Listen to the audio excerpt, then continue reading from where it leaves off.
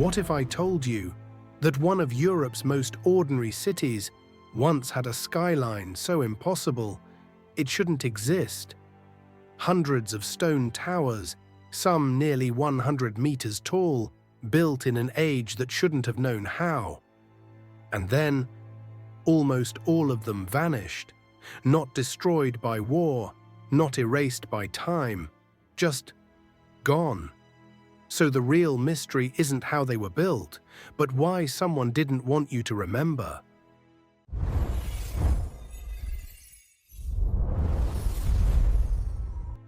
Look at Bologna today, a calm Italian city, cafes, universities, tourists.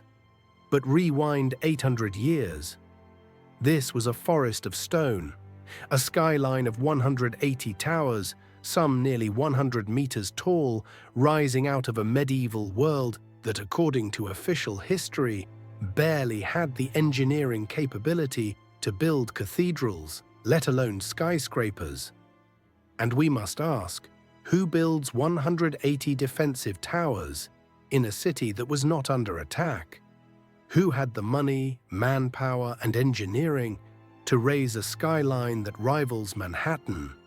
And more importantly, why did almost all of it disappear? According to textbooks, Bologna's towers were built in the 12th to 13th century, a period we associate with famine, fragmented city-states, limited manpower, primitive cranes. Yet somehow, they produce structures like the Asinelli Tower, 97 meters tall, the height of a 30-story modern building, built supposedly with hand winches and donkey carts. But here's the real crack in the story. Just 100 kilometers away, in San Gimignano, several towers are dated to the 1st–2nd century AD. Yet they look architecturally identical to Bologna's medieval ones. So which narrative is wrong? Were the medieval towers older than claimed? Or did people in the 1st century suddenly forget how to build them? Because history cannot have it both ways. Let's talk workforce. Historical records show Bologna had around 10,000 inhabitants in the early 1200s. To build even one 90-meter tower requires thousands of tons of stone, quarries, cranes, skilled masons, logistics, the kind of coordination usually reserved for empires. Not a medium-sized medieval town. Now multiply that by 180 towers. Ask yourself, where are the written records of massive quarry operations? Where are the builder names, blueprints, procurement logs? We have almost nothing. In contrast, we know more about the construction of the pyramids, built 4,000 years earlier. So what happened to Bologna's records? Were they lost or erased? Examining Bologna from above reveals something strange. 5 major roads radiate outward from the tallest tower, leading directly to 5 gates in the old city wall. This is deliberate urban planning, not organic medieval growth, but design on the scale of an ancient capital. Cities with this geometry usually belong to civilizations with centralized authority, advanced surveying tools, master planners. So here's the question. Why does Bologna, supposedly a medieval commune, look like a pre-engineered city from a lost civilization? Who planned the 5-gate system? Who aligned the streets? And why build towers first, then the city around them? If Bologna's towers are so extraordinary, why are barely 20 still standing? Between 1300 and 1900, the towers vanished, collapsed in mysterious fires, demolished without documentation, removed even during the early 1900s, when photography already existed. It's almost as if someone was systematically removing a skyline that did not belong to the accepted story.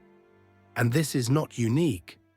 Across Europe, across Asia, ancient towers disappear quietly from public consciousness, surviving only in forgotten sketches. Which leads to a darker question. Were we never meant to remember? Then comes 1348. The Black Death wipes out an estimated 40 to 60% of Europe's population.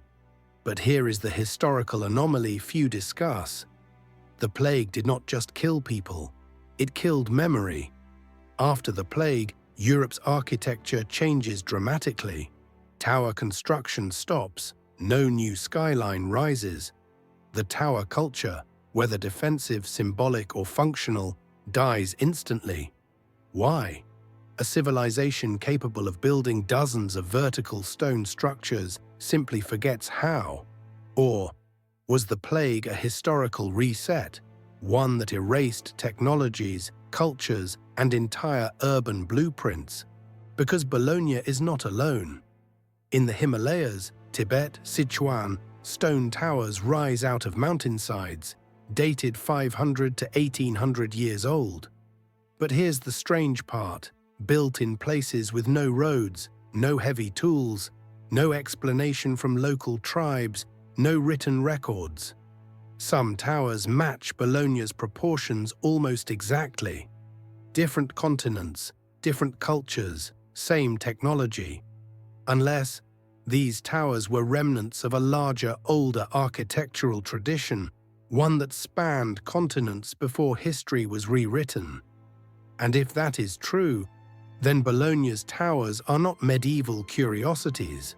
They are survivors. So let's gather the pieces. A city planned with mathematical precision, 180 towers, built in a time with limited technology. No records explaining how or why, a plague that erases half the population and the memory of construction. Identical towers appearing across the world, and a rapid, systematic disappearance of the structures. When you lay the timelines side by side, does it still look like medieval architecture? Or does it look like we inherited a city from someone else? A civilization older, more advanced, and wiped from the historical stage before we could name it? Because the truth is simple: towers do not build themselves, they do not appear without reason, and they do not vanish without a story. So the real question is not, how did Bologna build 180 towers? The real question is, who built the first one, and why did the world forget? Maybe the towers fell, maybe they were buried, or maybe someone made sure the story ended before we ever learned it. But the stones are still here, the questions are still here, and the silence around them is louder than ever. So if our history is missing a chapter, then this is where we start looking for it. I'm Old Nomad, and this is only the beginning.